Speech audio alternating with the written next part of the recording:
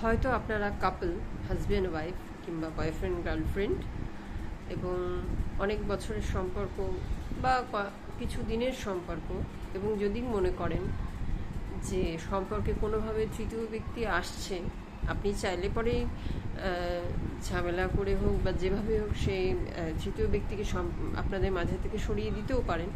কিন্তু দীর্ঘদিনের সম্পর্ক যদি আপনাদের হয় এবং তারপরে যদি তৃতীয় ব্যক্তি আসে, আমি বলবো মান সম্মান নিয়ে নিজে সরে পড়ুন। কারণ আপনার অপরদিকে মানুষটি যদি সত্যি আপনাকে ভালোবাসতেন তাহলে তৃতীয় ব্যক্তি আসতো না মাঝে।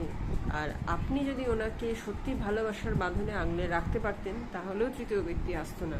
দোষ আপনাদের দুজনেরই আছে। কাজে যদি চান অশান্তি করে থাকতেই পারেন, আর যদি মনে হয় মান সম্মান নিয়ে সরে পড়বেন, আমার মনে হয় সেটাই ভালো। আফটার অল মান সম্মানই শেষ কথা।